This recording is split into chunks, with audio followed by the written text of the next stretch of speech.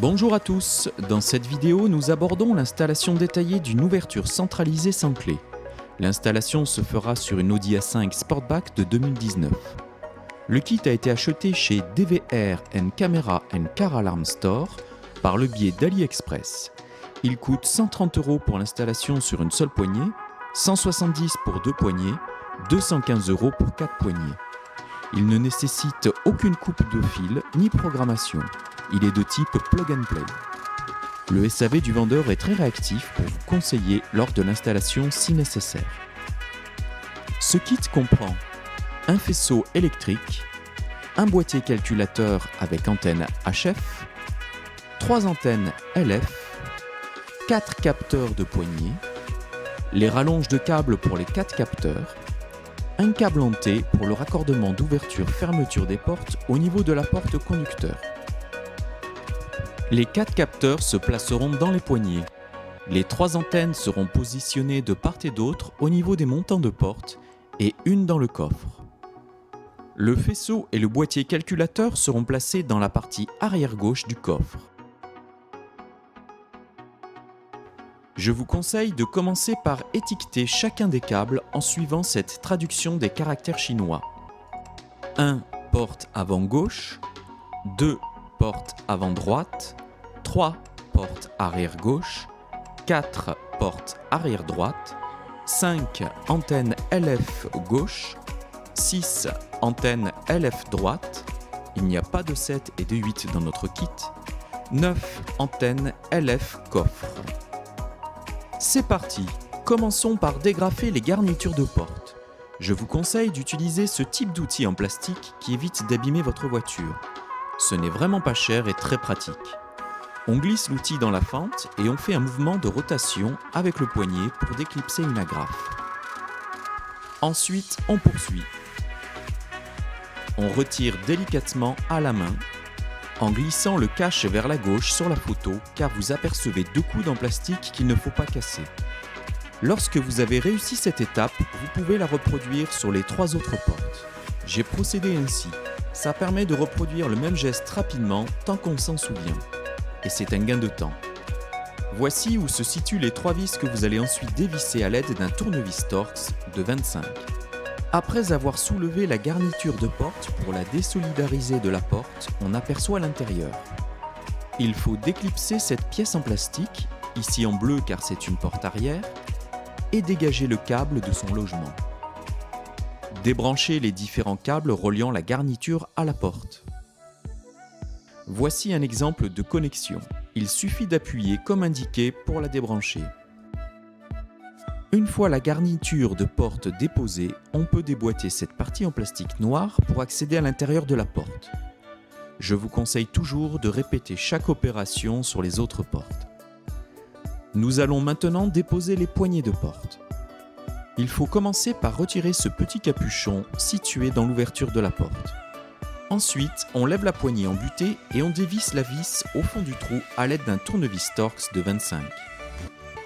Une fois que la vis est en butée d'ouverture, on pousse sur le tournevis comme pour vouloir faire entrer la vis dans la porte. On peut lâcher la poignée, elle est bloquée en position ouverte. Il faut maintenant enlever la coque de la poignée en poussant comme indiqué avec un tournevis plat, tout en faisant glisser la poignée dans le sens de la flèche. Sous une autre vue, voici l'endroit où l'on doit appuyer avec le tournevis.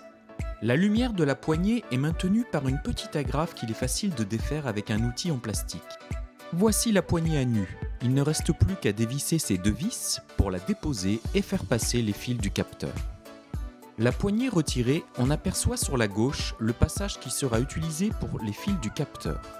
Il faut bien passer par le passage à l'extrême gauche qui est plus large, sinon les fils ne passent pas. Les fils sont passés, la poignée reposée ainsi que la lumière. Le capteur est connecté au fil et clipsé dans son emplacement. Il reste à remettre le capot de la poignée en suivant les étapes inverses. Côté intérieur de la porte, on aide les fils qui sont glissés dans une gaine à se maintenir à l'écart du passage de la vitre, ceci avec des colliers rilsants. Nous allons devoir déposer les haut-parleurs pour accéder au reste de l'intérieur de la porte et faire parcourir le câble jusqu'à la goulotte située au niveau de la charnière de la porte. Il suffit d'appuyer de chaque côté et de pousser en même temps vers le haut. Les câbles des haut-parleurs des portes avant sont maintenus par des agrafes. Un petit tournevis plat est pratique pour les défaire. On dévisse ensuite les vis qui maintiennent les haut-parleurs.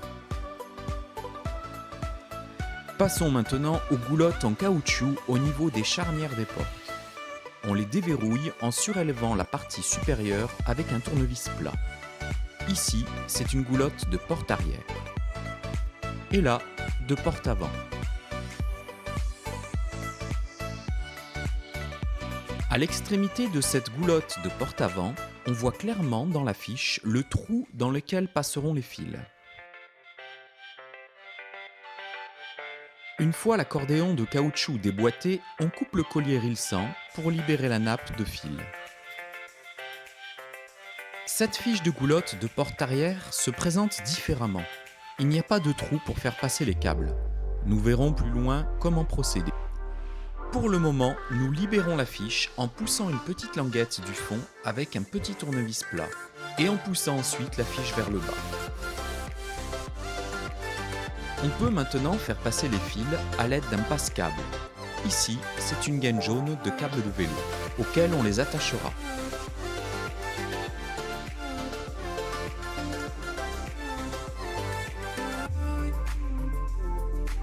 Là, nous voyons les deux fils, noirs et gris, déshabillés de leur gaine, passer par le trou de la fiche.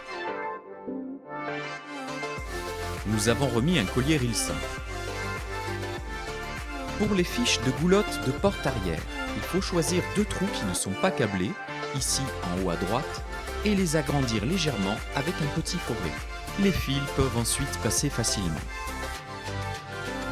On glisse la fiche dans son fourreau, puis on la reclipse dans son logement. On répète le procédé pour les 4 portes. C'est le moment d'enlever les garnitures de bas de porte pour faire passer tous les fils. Il suffit de passer les doigts par-dessous et de tirer fermement, mais sans tout arracher d'un coup. La garniture du montant de porte est délicate à enlever, car maintenue horizontalement dans sa partie basse, avec les garnitures de bas de porte avant et arrière, et verticalement dans sa partie haute. Au remontage, il ne faudra pas oublier qu'elle se glisse à la fois sous les garnitures de bas de porte et sous la garniture de haut du montant. On peut se faciliter la tâche en dégrafant aussi une partie des garnitures de haut de montant. Pour déposer la garniture de bas de porte côté conducteur, on doit préalablement enlever la poignée d'ouverture du capot en tirant fermement vers la droite dans l'alignement de son axe. Il faut ensuite dévisser cette vis avec un tournevis Torx de 25. Une fois la garniture déposée, on aperçoit un boîtier noir avec 3 grosses fiches. Nous allons devoir l'enlever pour accéder derrière. Pour ça, il faudra juste soulever ces petits ergots et faire glisser le boîtier vers le bas. Une fois déposé, on aperçoit clairement les 4 petits orifices dans lesquels se coincent les ergots. Pour faciliter la manœuvre, on peut enlever les 3 fiches en appuyant sur cette languette et en soulevant le rabat blanc. Voilà la vue une fois le boîtier déposé. Sous cet angle, on aperçoit un passe-câble qui guidera les fils de l'extérieur à l'intérieur. Côté intérieur, les fils sont passés. On les raccorde aux rallonges qui parcourront le bas des portes jusqu'au coffre. Les fils sont ensuite maintenus au câble déjà présent avec des colliers rilsants. Le câble de rallonge du côté conducteur est le seul à avoir 3 fils au lieu de 2.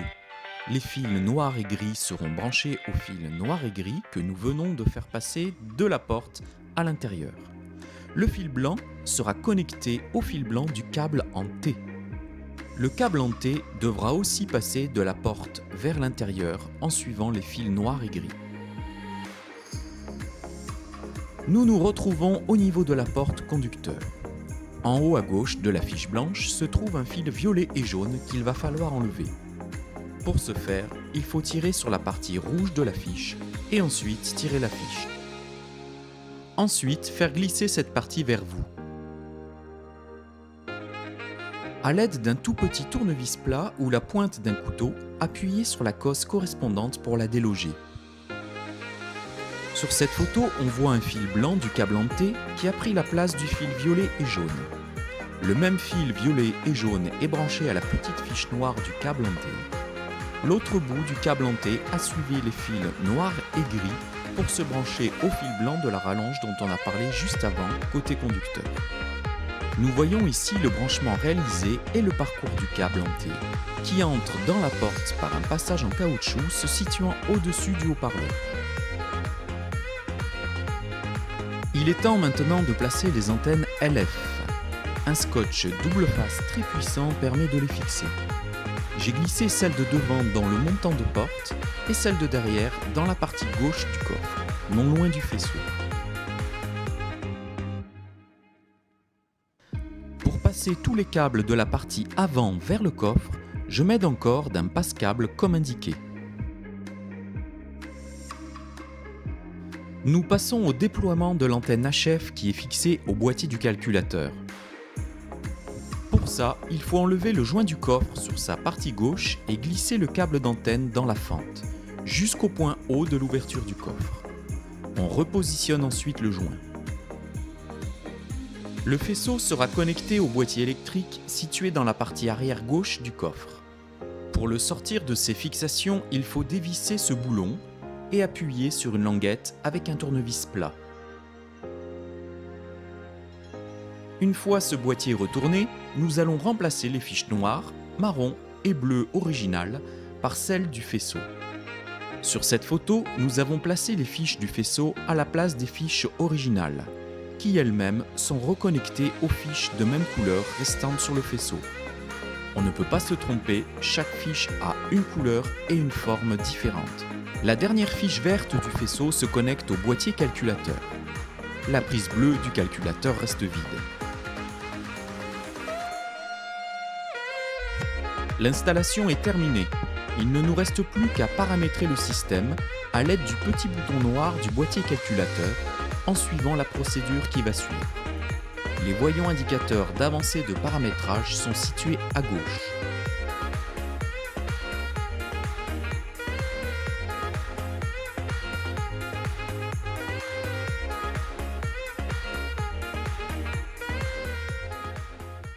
Une fois que vous avez vérifié le bon paramétrage de l'installation, vous pouvez soigneusement remonter les garnitures de porte et profiter du confort du système.